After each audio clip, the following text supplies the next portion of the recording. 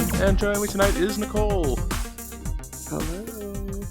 It's been a while since we've had Nicole on. A couple months. It has been. I think my last recording says October.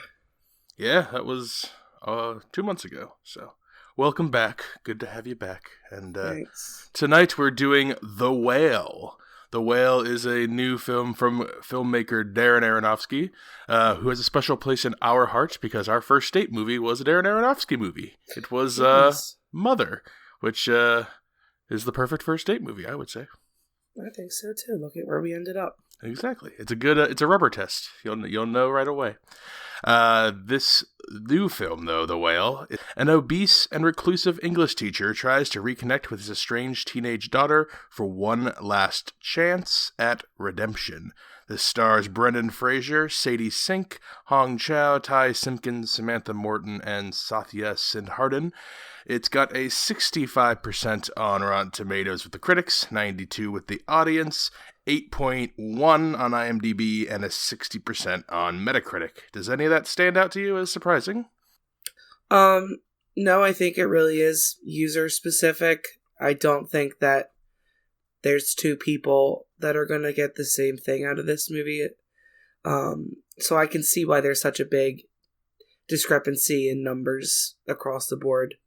Yeah, I can see. I bet that critics are gonna find this way different than just an average film goer. And we will find out which side of that we tend to fall on, the two of us.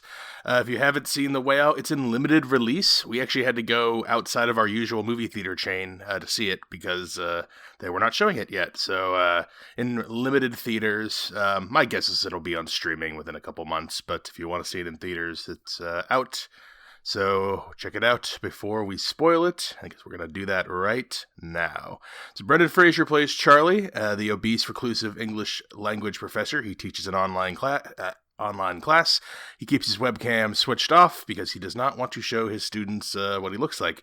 And to give you the tone of the movie, our opening scene, as we are introduced to Charlie, as he gets a knock on the door from the Jehovah's Witness type kid who's going around. We learn more about him later.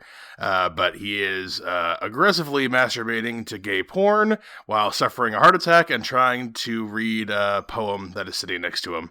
And the guy has to come in and help him out in his hour of need. And it's just an embarrassing, sad, unfortunate intro to this very sweet man who has got a lot of demons and has made many mistakes.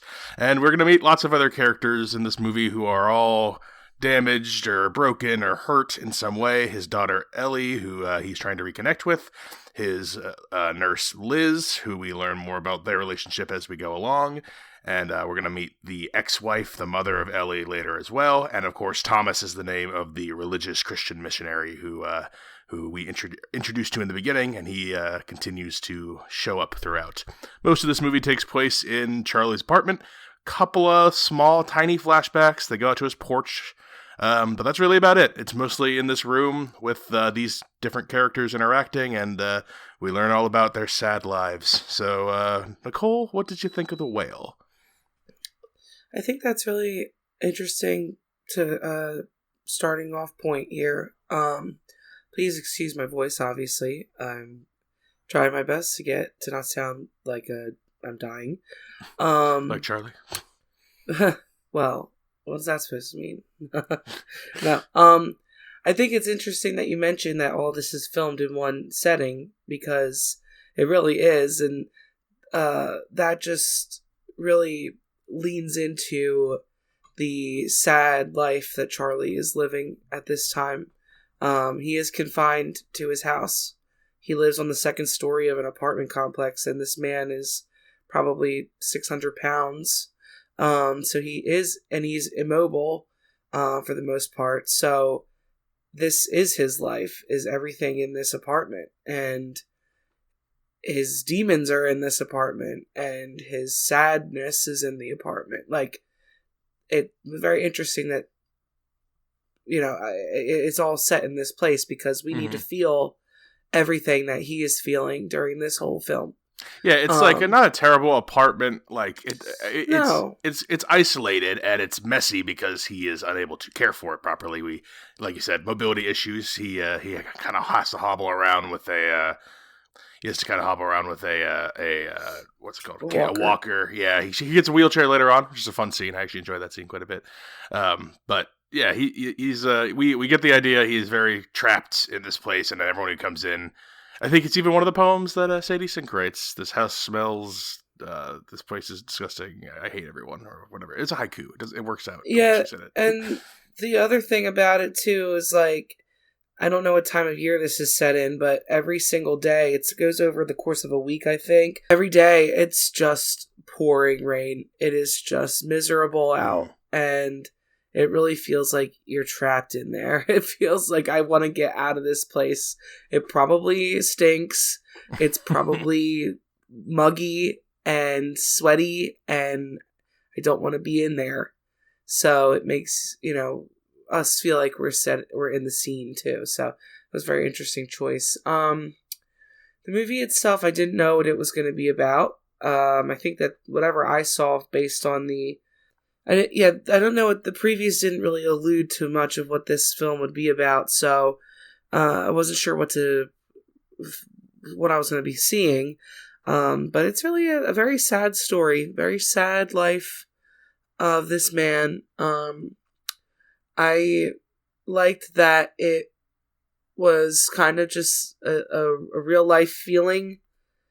It didn't feel fake. This could be any person going through a situation like this, and not necessarily even because they're obese. This feeling could reign true for a lot of different reasons. So very emotional in that way. I think as we talk more about it, going through the scenes and the length of the film and stuff like that, I think that we'll be able to get more into what we thought of it as a whole. But it's a sad movie. It really is. It is a sad movie. It was a lot of tears from me as well as other audience members. We could talk about the ending when we get to the end. But yeah, I really like this a lot. I realized watching this, I was like, I look back on other Darren Aronofsky movies. He just writes really.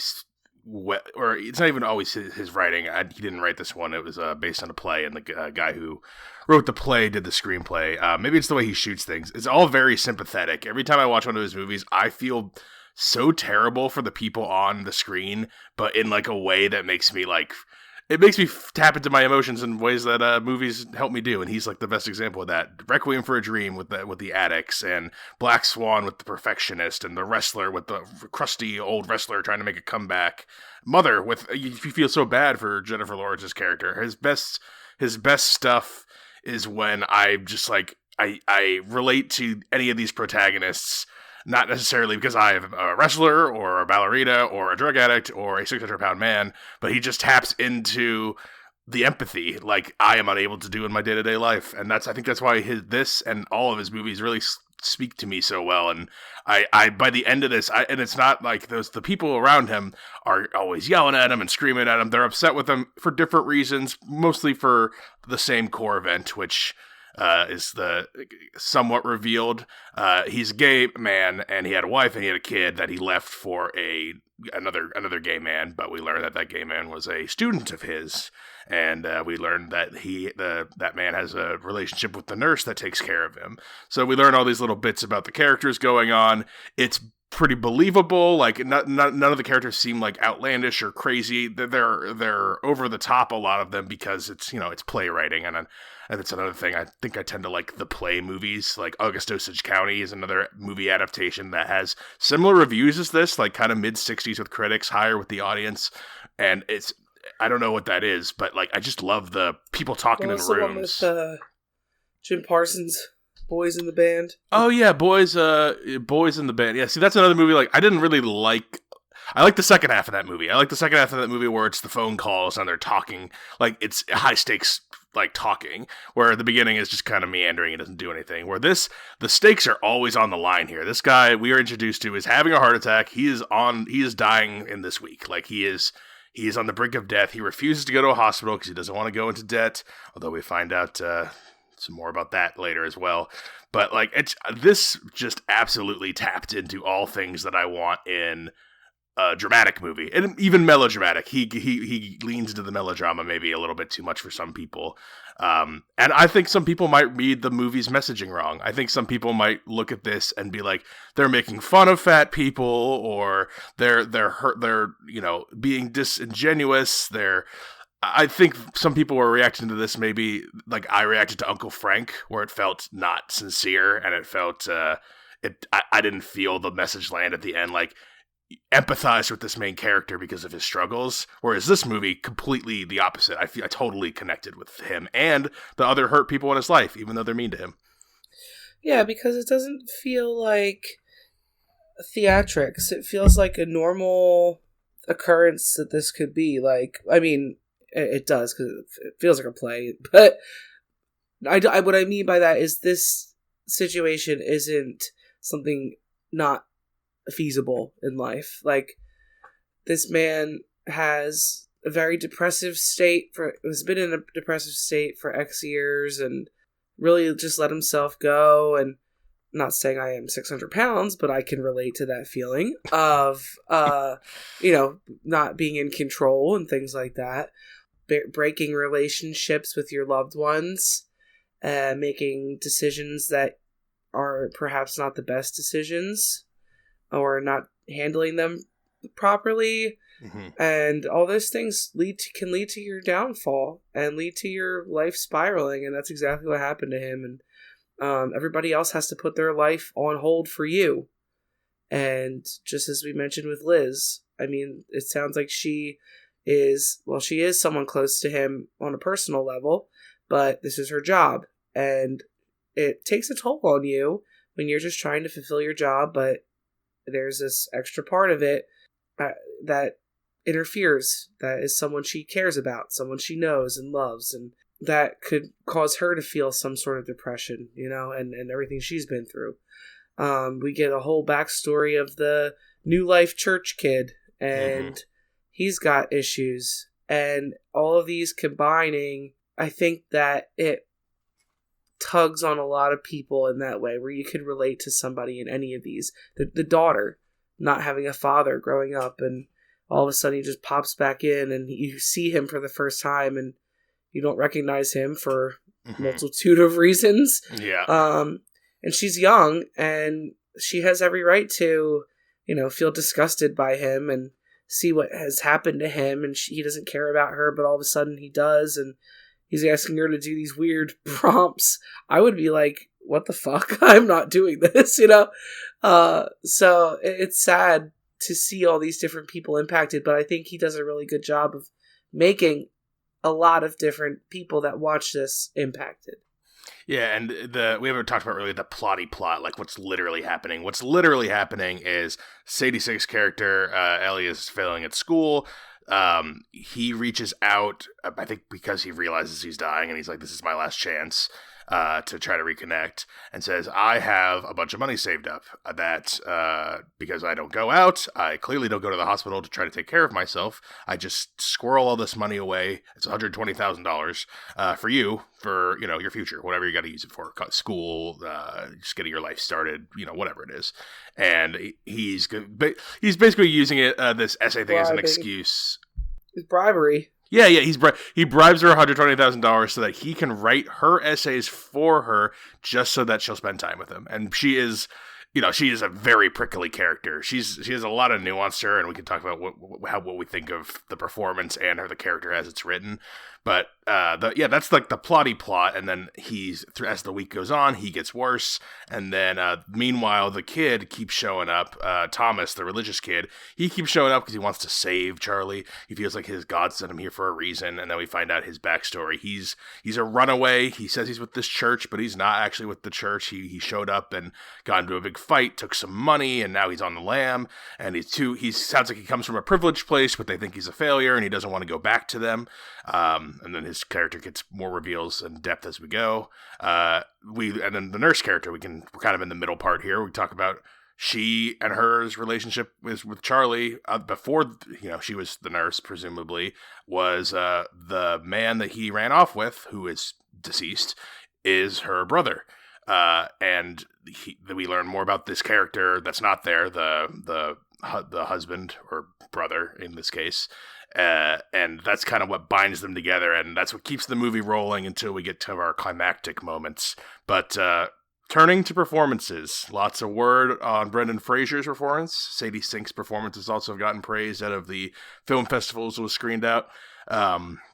A lot of standing ovation. You always hear about, 17-minute standing ovation. And you're like, there's no way they did a 17-minute standing ovation. Then I saw a video of Brendan Fraser standing there, like bowing and like just like trying to be like, a polite guy, and people are literally clapping for minutes, like that's several crazy. Minutes. When I always hear these things, I'm like, that's got to be an exaggeration. But I think that's like a 4 or 5 minute video, and people just don't stop clapping. They just keep clapping and cheering. I'm like, is everyone aware in the room that they're trying to break like the clapping record or something for a movie? Like, is that what goes on? Is that what goes on at TIFF and Cannes and all those festivals? What do you think of the performances of our characters? Or actors, I guess. I think Brendan Fraser did a fabulous job. I really do. I think he honed in on this character, the feelings he was supposed to portray here, the defeat, the sadness, the stubbornness, and the underlying love for his daughter that he hasn't shown, but we can feel that just off this small amount of time. He hasn't seen her in forever, but we know he loves her. He's got all this money saved for her and is putting himself at risk of death for her. He's putting her first. So I think he really does a great job of that. My favorite character in this is Liz. I think she is a very resilient person. It's very tough to take care of someone you love, and in a professional setting. She might bend the rules a little bit, and she enables him some. Very difficult to be in her situation. Yes, she is a huge enabler, but it's what you see on any of those shows about people with addiction. There is an enabler, and they think they're doing it out of love, and it's ending up hurting them. I mean, she's not doing it herself, but she kind of is. She's bringing them the food. Well, that's the thing. So, she literally has to. Someone has to do it. But he's ordering food too, so it's not right. He sneaks one that's out there. The pizza guy, which is an interesting relationship. I actually like what they do with the pizza guy when we get there. Yeah, it's a shame how it ended though, because I wish that the guy was more forgiving. I like it for the movie, but yeah, it hurt. Like, it was so sad. Same thing with the Thomas character when we get to his arc, because there's characters that you're like, I just want them to do the right thing, and then it turns out they're not who you wanted them to be. Yeah. I have to say, I think my least favorite character is Ellie. I don't find her character that appealing to me. I get it. I can't imagine being a child at her age in her shoes. I think it was acted well? No. And that is probably why I don't like her. I don't think she was very good. Yeah. I think fans of the Wednesday show on Netflix, I think that those are the kind of people who would like this character. Like the feisty, spunky, over the top kind of mean spirited character, but then you realize, but maybe she's doing it all because hurt people, and like she's got a heart of gold under there somewhere. But I could see that not coming working for you. Yeah. She doesn't really leave an impact on me other than I just don't like her. Maybe I don't like her as an actress. I don't know. It's the first thing I've seen her in. So she's in Stranger Things. I know you don't watch that. Yeah. So, I can see why people would give him a 17-minute ovation. I mean, Brendan Fraser is one of those guys that's like, everybody loves Brendan Fraser. Like everybody loves Keanu Reeves. Right? Yeah, he kind of is. He's kind of got the Keanu Reeves effect where he was popular in like the 90s and early 2000s, and then he kind of went away for a bit. Like whether he could stop getting roles. We there's a whole backstory to Brendan Fraser's life, and he had a bunch of problems for some time there.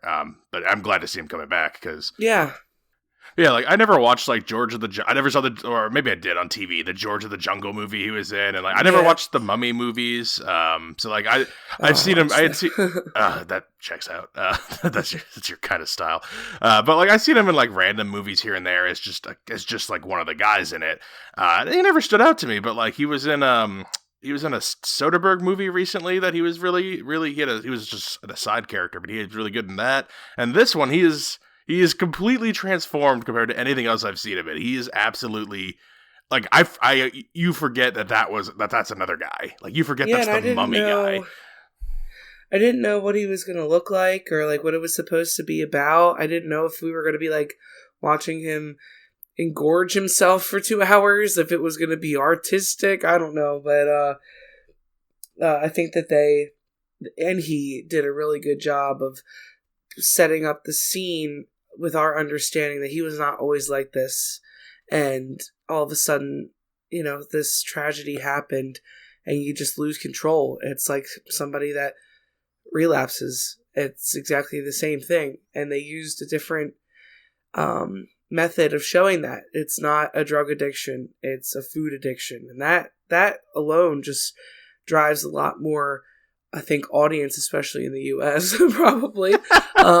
If I'm being honest, I mean, I can speak for myself here, of that being a problem, and that's not really something that's highlighted in film like that. I mean, you'll see like Eddie Murphy making fun of fat people in fat suits or something, but that's not what this is. He's fat. This is much like more like right. I feel like it's an honest portrayal of someone. Not all life experiences are the same, but I feel like a lot of people who are in this situation, this is a pretty realistic, honest portrayal. And like I've seen some critics complain that this contributes to fat shaming, and I'm like, this is not fat shaming. This is not just a regular fat guy. This guy is like trying to destroy himself and with food because he feels guilty and because he feels like a failure. I don't think it's fat shaming at all, because this guy has a fucking a disease that's killing him. He knows it, and he's still continuing to kill himself over it. It's not like we're making fun of the fat guy. It's like this is coming from two people who are overweight reviewing this film. And that is not...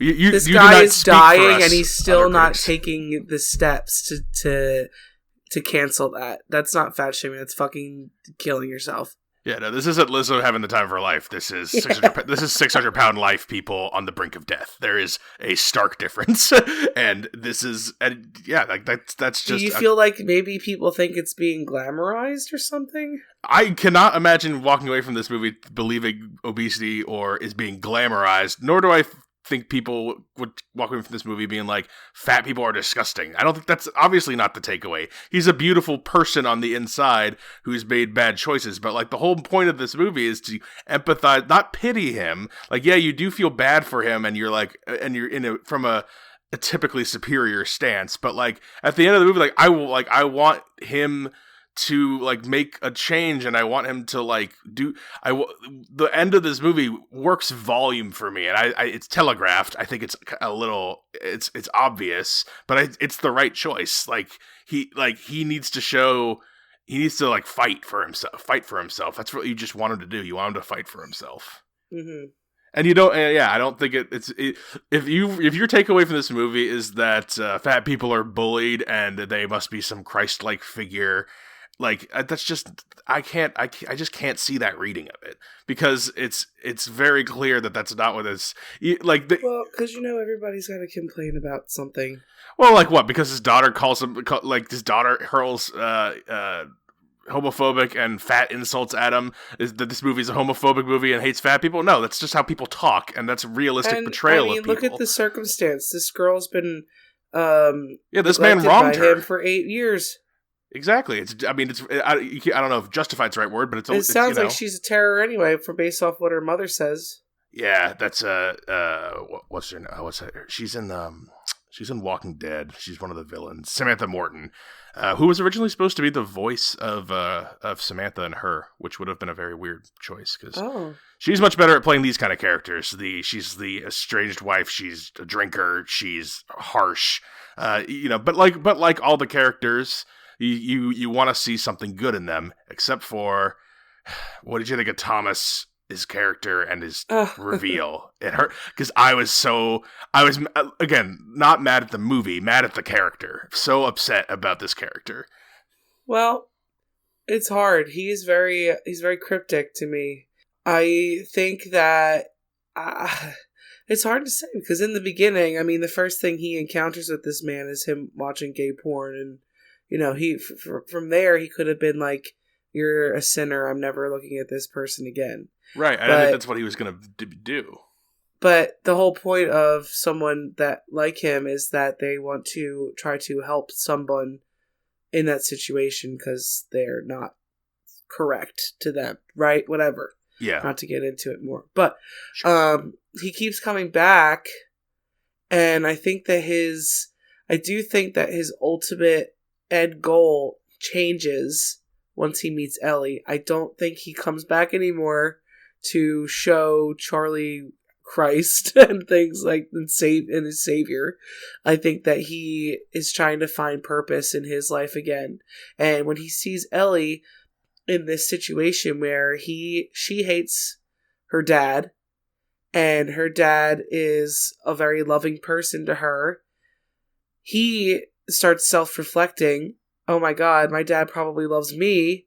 I made a terrible mistake. I'm just doing this to find fulfillment. I don't fucking care about this. And I think he was probably abused at the place he was at and all, mentally and things.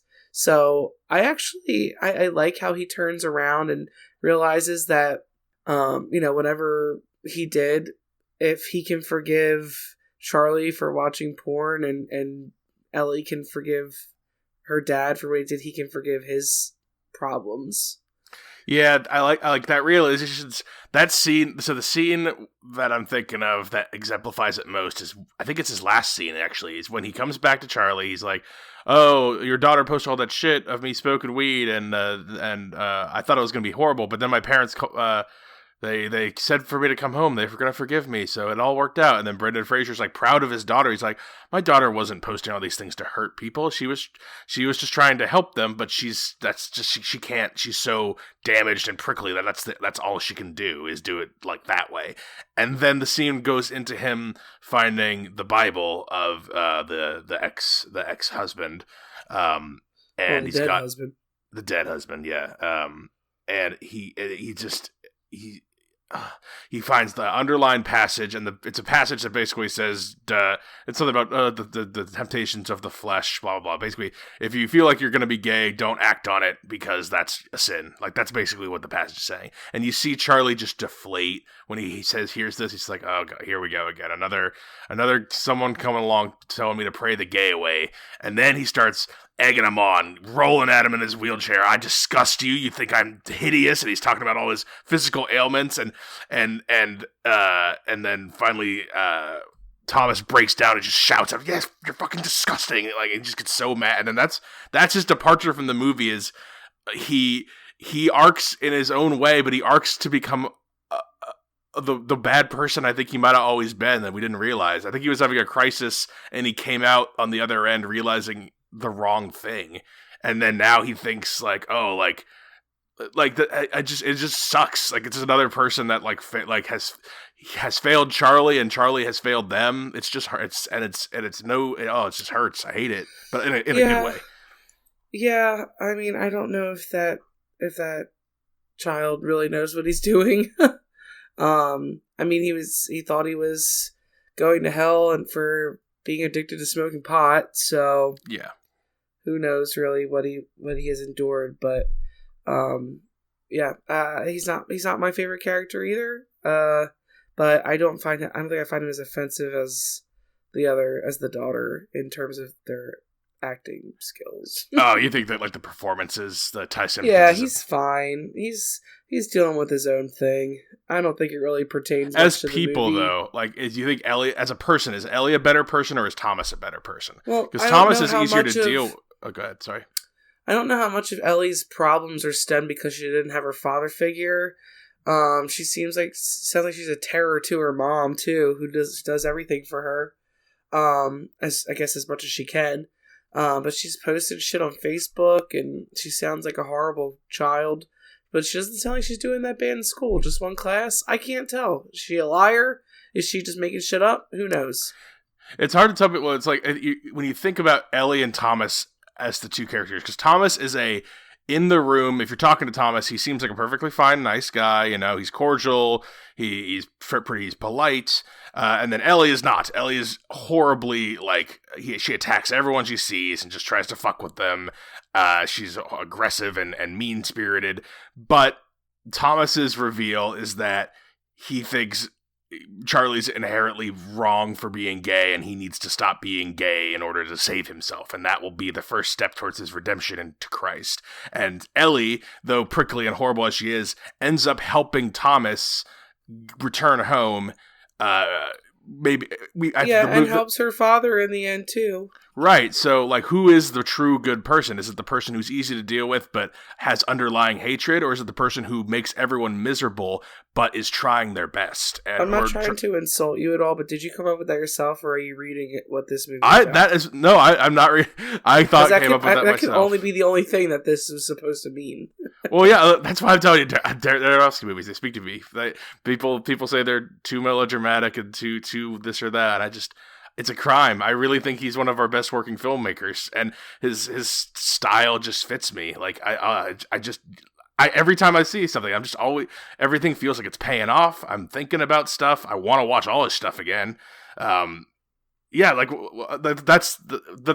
a real question. Because in day-to-day life, some people will be like, oh, it's obvious. If you have hate in your heart, you're bad. And if you are a good person at your core, everything else, you have to try to work on it. But also, you have to be around people all the time. And if I had to be in a room with Ellie or Thomas for, 2 hours, I'm picking Thomas. He's easier to deal with. Maybe right. Ellie's the better person at their core, but what does that mean? And that's all that is running through my brain as the climax is coming. But before the climax, the pizza delivery guy, what did you think of that little mini relationship? I thought that it was fine. I wish that Charlie had more courage to show him who he is. I think that the pizza guy knows that there's something going on. Right. What he might have thought there could have been, I don't know, abusive home or something, but I feel bad when we see the look on his face at the end, and he's just truly disturbed by what Charlie looks like, and that's really sad. I wish it wasn't like that. He just looks at him, and then he kind of runs away. That's kind of, and I'm just like, oh. And I look at Charlie, I'm just like, just one, because the driver is the one who tries to start the relationship. He's just like, I'm Dan, by the way, or whatever, and he's like, good to meet you, Charlie, and he's trying, and and as soon as he sees Charlie, he gets one look at him and just runs, and it's just it's a shame. But I don't know if I don't know if he's at the point in his life where it really phases him anymore. His look is just just one more failure. That's what it feels like. He's like, one more failure. A guy was talking to me, wanted to be my friend, and then he looked at me and realized I'm a loser, and now he wants nothing to do with me. Yeah. What'd you think of any of the the guy who's not there, the dead husband or whatever? Yeah. It sounds like, and maybe I missed something or I wasn't paying attention right, but he was just a depressive person and killed himself, right? I'm so glad that you asked, because I am absolutely lost on what happened to him. I thought he had AIDS. Oh, okay. I think the movie, and at one point, Liz is giving us the speech to Thomas outside. This is our first scene where it's two characters that aren't Charlie talking, and we learn Liz's backstory, and that she's the brother, and why she hates the church too for her own reasons. Her parents were involved with it and never got along with them. She's adopted. All the backstory, and yeah, I think it sounds like they found his body washed up. They assume he killed himself, but I don't know what the buildup was. Was he just depressed? So they said he stopped. But she also said the New Life Church killed my brother, meaning they shamed him to suicide, or did they kill him themselves? Did they beat him up? Well, yeah, maybe it was the shame. But then later on, they were alluding to it was because he was gay, he was sick, he was ill. Did he I have took sick AIDS? to mean mentally. I never AIDS. Yeah, never I don't crossed my fucking mind. know. I have no idea. Okay, so that part wasn't crystal clear, and No. okay, good. I wasn't the only one who was a little lost in that. And then also, like, part of his character that this character we don't see was that he actually liked the church. Like, he actually liked being a part of something bigger. And I think because the church told him being gay was wrong, he was at this conflict with this thing he really believed in. But Well, didn't the father kick him out when they learned he was gay too, or something? The dad was the main guy. Right, yeah, and they wanted, well, yeah, but they were trying to, like, fix, I think they knew, and they were trying to, like, fix him, you know? But he also, like, the sister says, she's like, he loved the church, he was the perfect son, like, he was always showing up, and he was always involved, and then he's the one who tends to being gay and shunned, and then he, you know, kills himself. Yeah, I don't know. They're very confusing. Don't be homophobic? Is that the big takeaway? I think that's the big takeaway from the movie. Or don't be mean to fat people? I don't know. Yeah, I mean, or if you're mean to them enough, they will take their first step and ascend to heaven. So, do you have any other points before we kind of get to... No, I don't think so. How this concludes? What did you think about the ending? I think I told you, you could see it. I was weeping like an insane person. It just kept clubbing me in the face. You could see it coming. The music was crescendoing into the way, and they literally have him ascend into a light in the sky.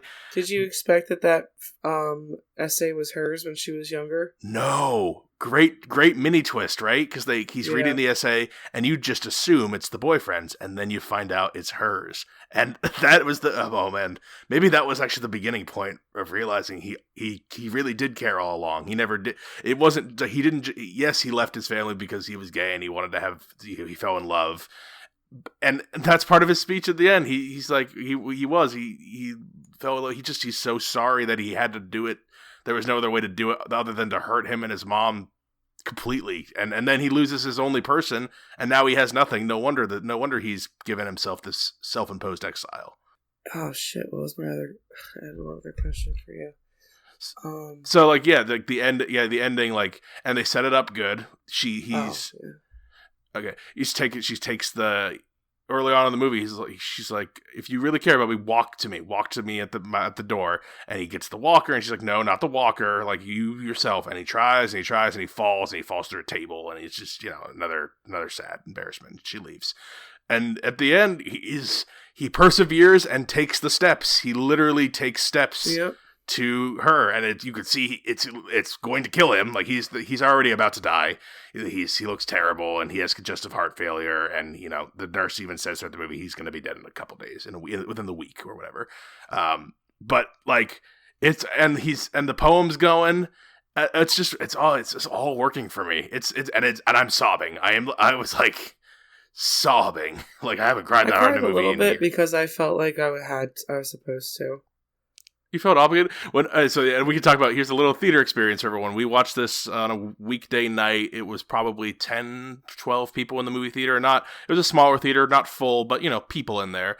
And when the lights came up, I think everyone in the theater, I mean, you know, you said you only cheered up a little bit, but I heard just sobbing, just like the woman in front of us was really crying hard. She was, but like so were the other people in that row that weren't with her. Like people were sobbing. Like I haven't heard that much sobbing in a movie maybe ever. Like I've cried harder at movies, not much harder, but this might be a top 10 crier for me, that ending. But like and I'm just sitting there sobbing my eyes out with all these people sobbing their eyes out, and I'm just like, the audience is right in this one. This should be in the 90s. This shouldn't be in the 60s.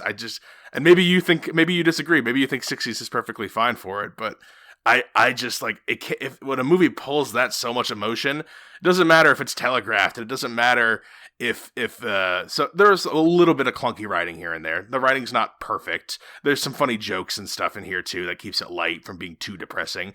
But it's because it's not a perfect movie. We've pointed out a couple, the boyfriend or the husband who's dead. Like there's motivation issues behind all that.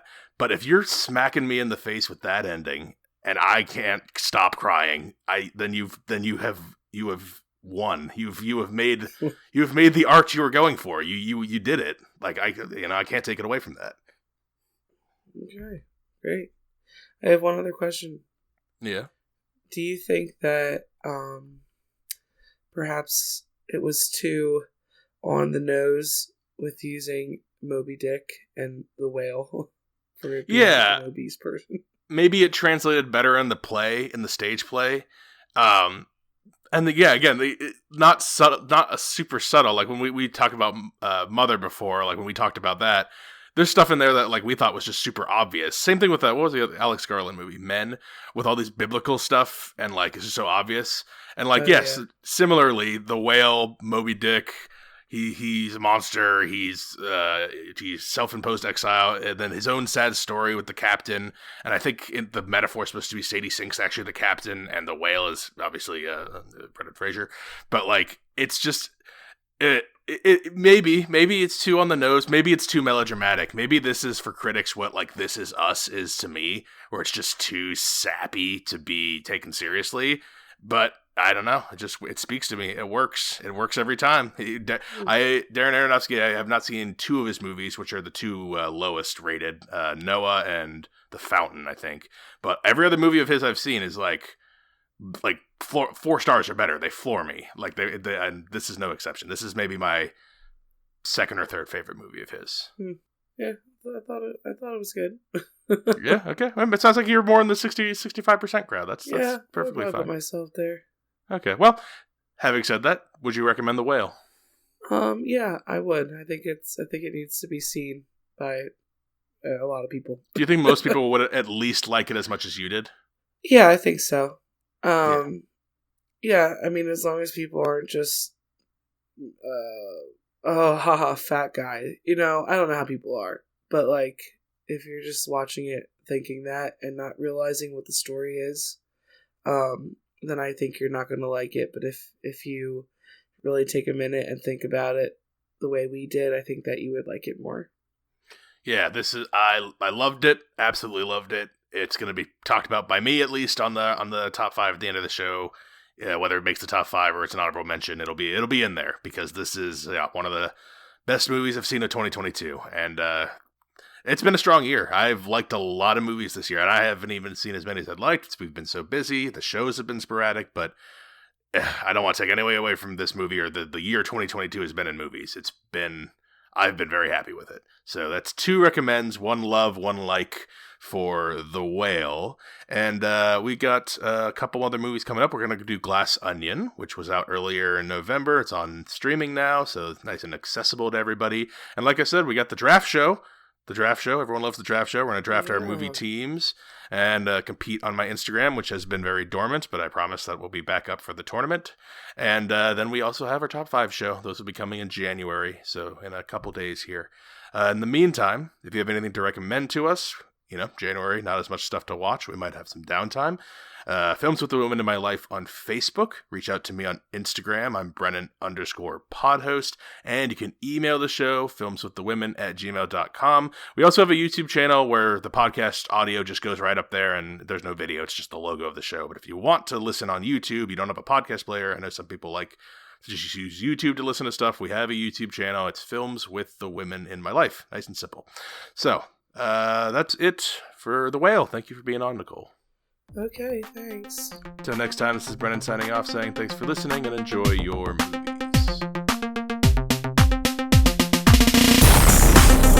Thanks for listening to Films with the Women in My Life.